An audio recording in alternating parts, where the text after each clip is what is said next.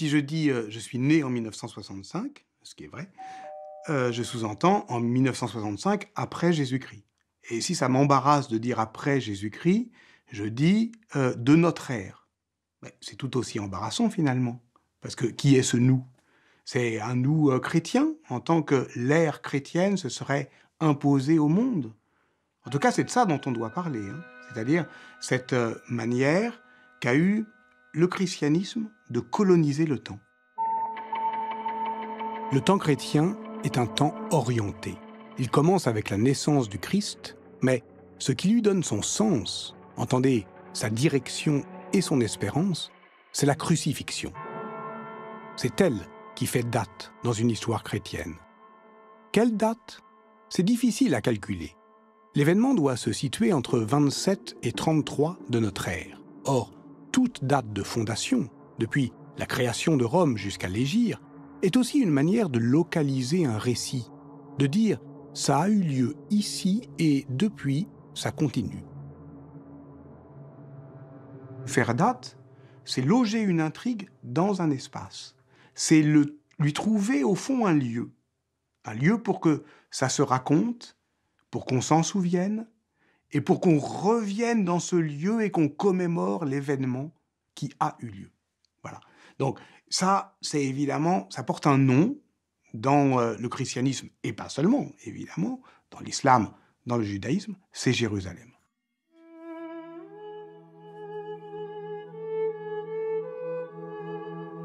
C'est donc ici que nous avons rendez-vous, à Jérusalem, là où tout a commencé. Un homme y a prêché, il était juif, ses disciples ont rapporté ses paroles, ils disent même qu'il a accompli des miracles.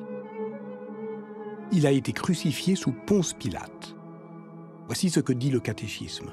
C'est le credo des chrétiens depuis le premier concile de Nicée de 325. Et ceux qui croient en lui disent que Jésus est ressuscité le troisième jour pour sauver les péchés des hommes et qu'il reviendra à la fin des temps pour juger les vivants et les morts. A-t-il vraiment existé? Eh bien, la plupart des historiens le pensent aujourd'hui, oui. On peut donc faire l'histoire de la crucifixion de Jésus. Mais c'est difficile, parce que les évangiles, c'est-à-dire les récits de la vie de Jésus qui annoncent la bonne nouvelle de sa résurrection, divergent en bien des détails. L'Église en reconnaît 4, ceux de Matthieu, Marc et Luc, et l'évangile de Jean. Pourquoi 4 évangiles? Après tout, un, c'était plus simple. Il n'y avait plus de contradiction. Mais c'est à croire que l'Église aime la contradiction. Il ne faut jamais oublier que le christianisme, c'est une secte du judaïsme. C'est une secte qui a réussi, mais c'est une secte du judaïsme. Ça veut dire 2 choses. Ça veut dire d'abord qu'elle en procède, et ça veut dire qu'elle veut s'en séparer. Mais ce qui ne sépare pas le judaïsme du christianisme, c'est que ce sont des religions du commentaire, et du commentaire infini. Et pour qu'on puisse parler, pour qu'on puisse en parler, il faut qu'il y ait des discordances. Pour sortir du huis clos un peu entêtant des 4 évangiles, on peut aussi se souvenir qu'au 1er siècle, au moment même où la rédaction des évangiles commence, quelqu'un d'autre raconte aussi cette histoire.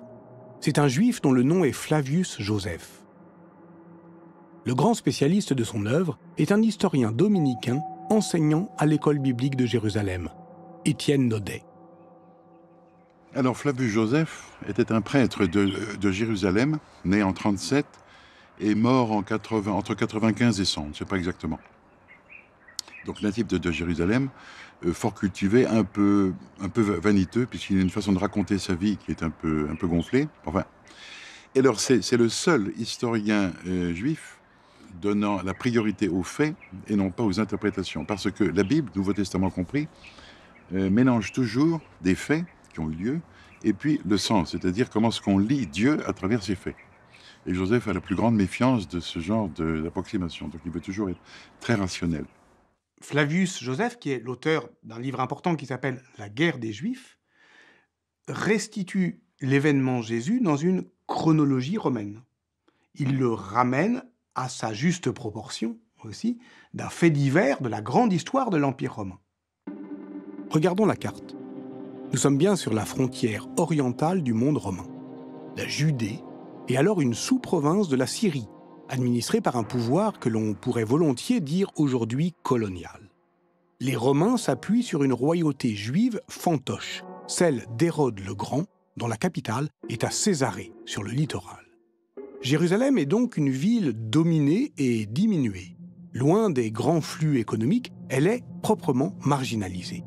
L'ordre romain s'y exerce de manière brutale et autoritaire, par l'intermédiaire des préfets qui gouvernent au nom de l'empereur.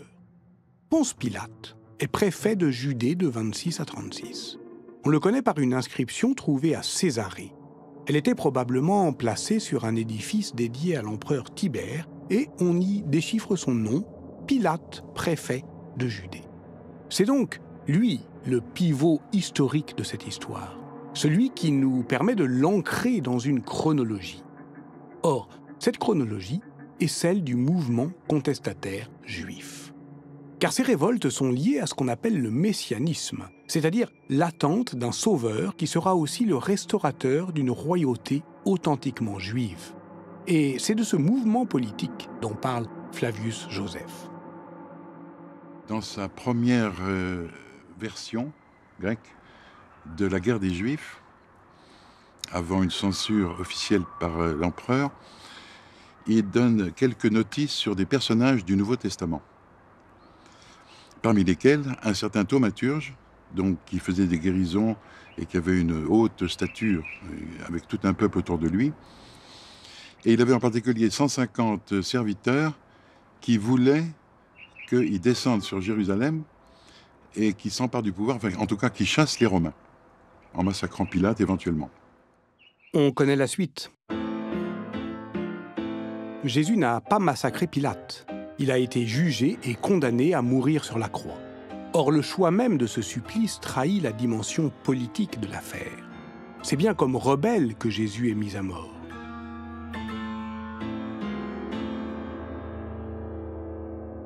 Roi des Juifs. Selon l'évangile de Jean, Pilate fait placer cet écriteau parodique et infamant sur la croix.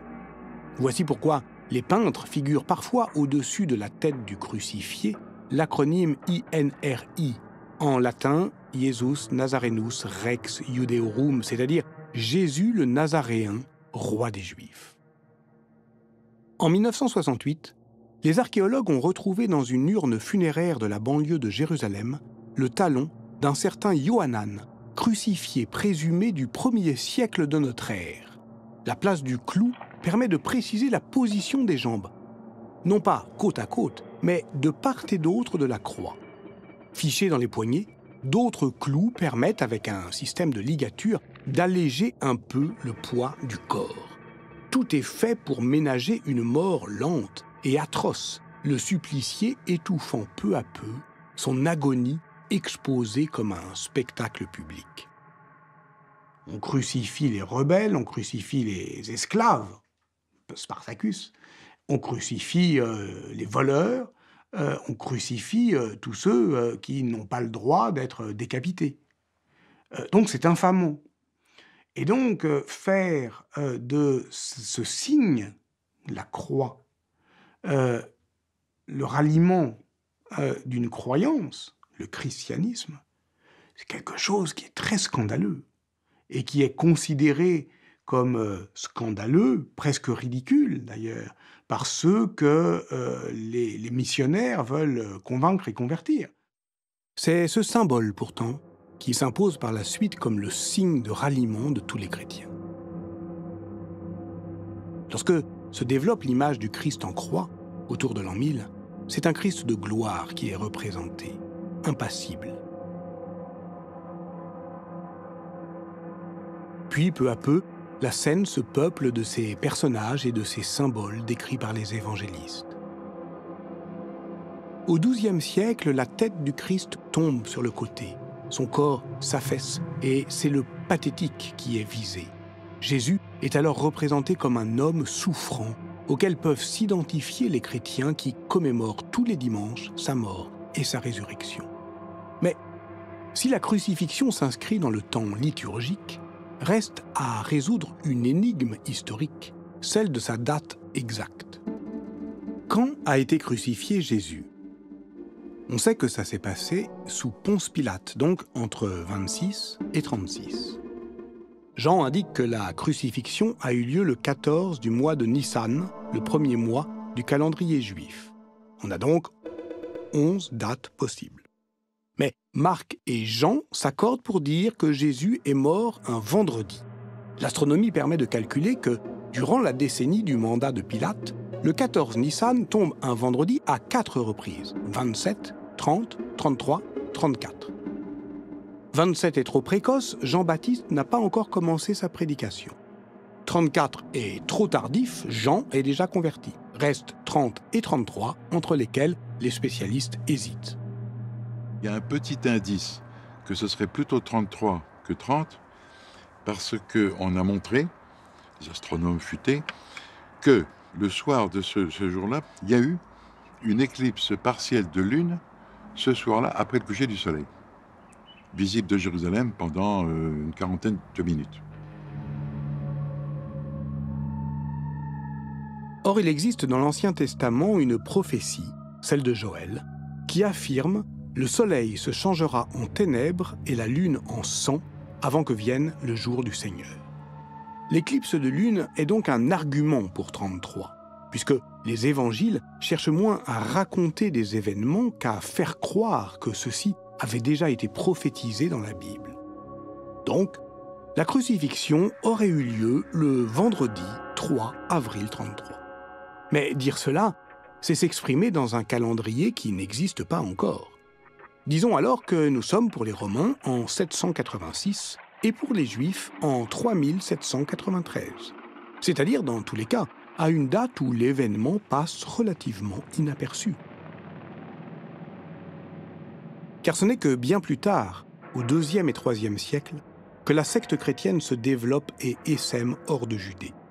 Un siècle plus tard encore, les premiers pèlerins commencent à arpenter les rues de Jérusalem. Les chrétiens, pour éprouver leur foi, veulent mettre leurs pas dans les pas du Christ et cherchent les lieux de la passion. Ils veulent retrouver au sol l'espace où loger cette histoire. Mettre les pas, mettre ses pieds dans les traces de pas de Jésus. On ne comprend pas très bien qui c'est, mais on va venir, et donc ça va partir des pieds. Et alors donc tout un tas de stations qui se sont créées à gauche et à droite, donc où Jésus est passé par là. Alors un premier arrive, on va lire une page de l'Ancien Testament ou d'Évangile, oui ici c'est pas mal, et puis un autre groupe arrive, c'est pas mal aussi, donc ensuite un marchand de cacahuètes, puis un restaurant, puis une église, et puis ça finit par être un lieu saint. Mais où situer le lieu de la crucifixion? Les évangiles ne donnent guère d'indications précises. En un endroit proche de la ville, dit Jean, ce qui veut dire qu'on n'est pas dans la ville, donc hors des murailles. Un endroit élevé également, puisqu'on l'appelle Golgotha, qui signifie mont du crâne, Calvarius en latin, d'où vient notre calvaire. Cette question du lieu se pose avec acuité au début du IVe siècle, lorsque l'empereur Constantin se convertit et fait du christianisme la religion officielle de l'Empire romain. Donc en 325 ou en 327, Hélène, mère de l'empereur chrétien Constantin, invente la croix. Qu'est-ce que ça veut dire? Ça veut dire qu'elle trouve, dit-on, le lieu où l'attend, sous terre, cette relique, c'est-à-dire la croix du Christ qui a été enterrée. Ce lieu souterrain est aujourd'hui appelé chapelle de l'Invention. On y révère la Sainte Croix, la seule relique qu'a laissé le Christ ressuscité.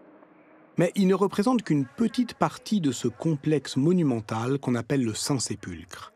Car dans la foulée de sa découverte, Hélène a inventé aussi toute une scénographie de la mémoire.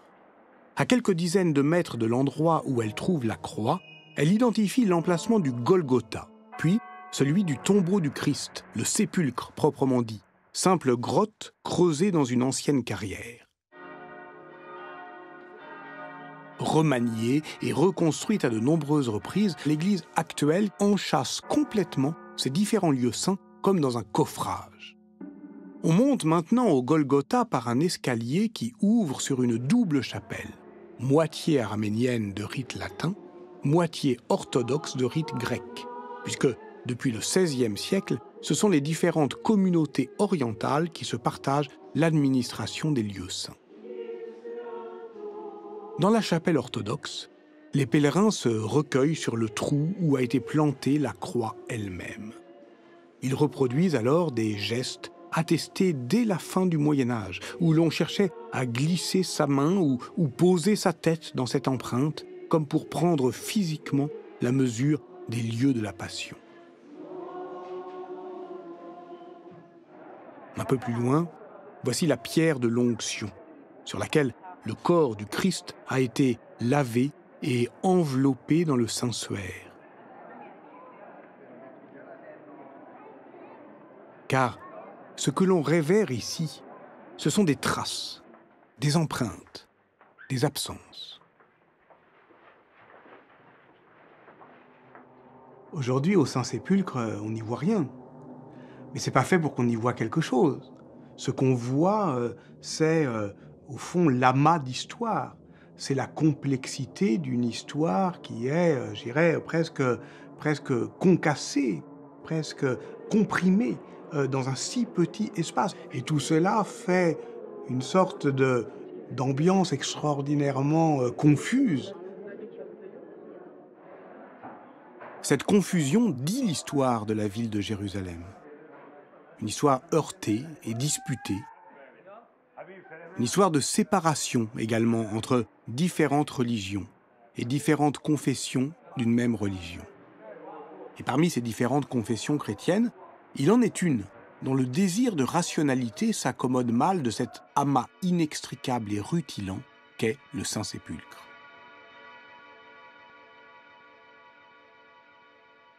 En 1884, un évangéliste anglais du nom de Charles Gordon prétend avoir découvert le vrai lieu de la crucifixion du Christ.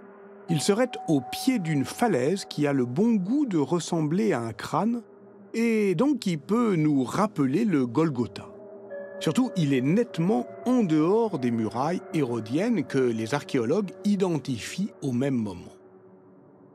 Depuis, le développement urbain a sérieusement contrarié le point de vue et limité la possibilité d'élan mystique.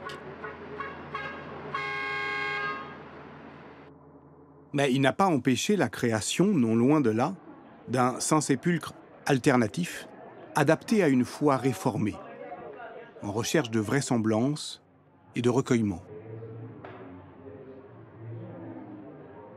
Alors le dispositif n'est pas tout à fait achevé. Il n'est pas achevé sur le plan temporel, parce que Jésus a été jugé, est mort sur la croix, ressuscité, mais il faut maintenant qu'il monte au ciel.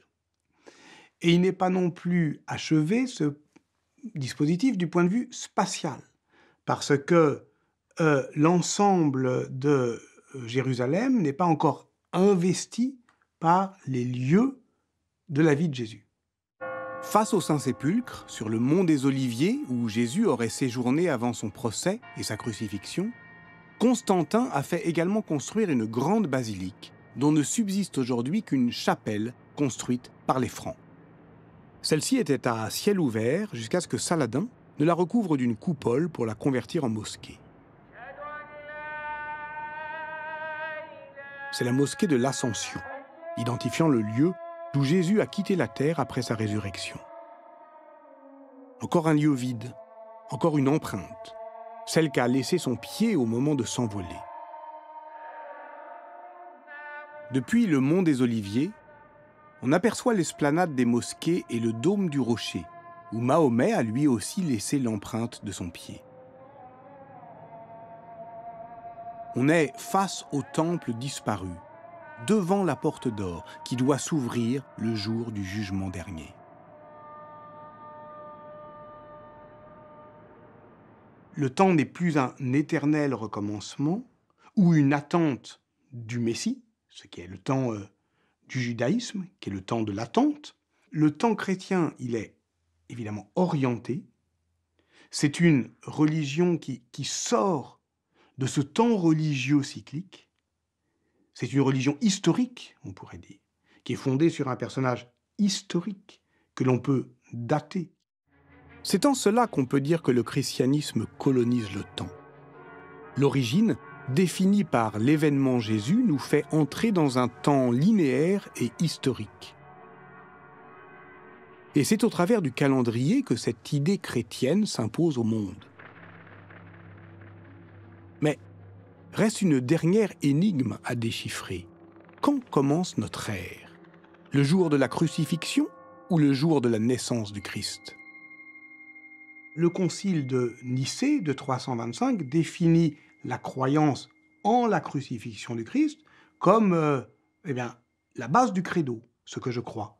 Donc, ça veut dire que l'ère chrétienne, elle commence à la Passion. On commence à organiser ce qu'on appelle un compute, c'est-à-dire un calendrier cyclique des fêtes de Pâques à partir des dates supposées de la Passion du Christ.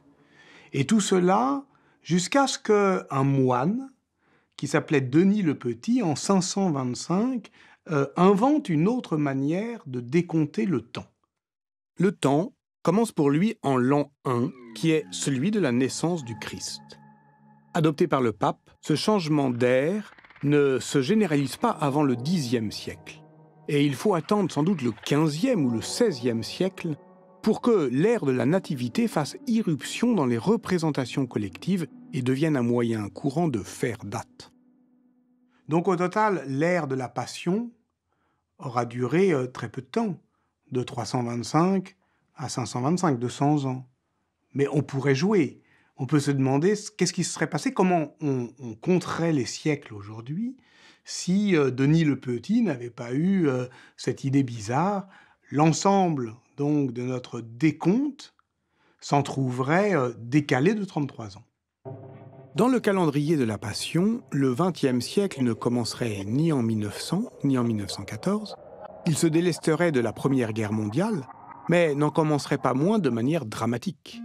Ce serait un siècle qui débuterait en 1933 avec l'arrivée d'Hitler et un siècle dans lequel nous serions encore. Mais qui est ce « nous » qui parvient si mal à saisir la diversité des calendriers du monde? Même si nous sommes persuadés de vivre au XXIe siècle, on pourrait aussi bien dire que nous sommes au XVe siècle de l'Hégire ou au 58e du calendrier hébraïque. Alors poursuivons cet exercice de désorientation.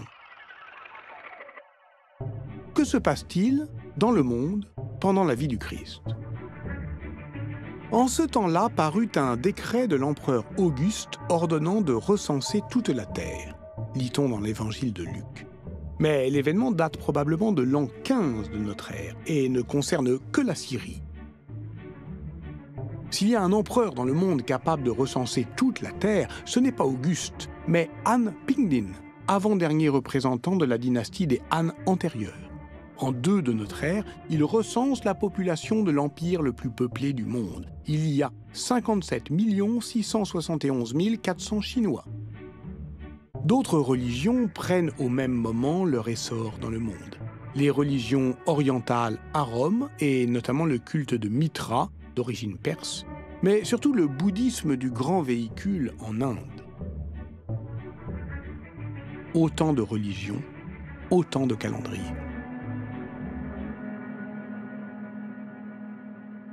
Ce qui est frappant lorsqu'on va à Jérusalem, c'est que on voit physiquement, douloureusement, combien les mémoires s'y affrontent. Jérusalem n'est pas une ville chrétienne. C'est une ville juive, musulmane et chrétienne. Les lieux y sont disputés, presque enchevêtrés, douloureusement affrontés. En revanche, le temps des chrétiens, je dirais, c'est quand même imposé au monde. Et c'est frappant ce contraste entre cette colonisation de l'espace si difficile, si âpre, si conflictuelle, et cette colonisation du temps qui est imperceptible et douce. Mais c'est une fausse douceur, en réalité, parce qu'elle est pernicieuse. Lorsque nous disons telle année de notre ère, nous supposons ou nous feignons de croire que le monde entier se plie au calendrier des chrétiens. On voit bien dans l'espace que les lieux sont disputés. Mais le temps, en somme, se colonise plus facilement que l'espace.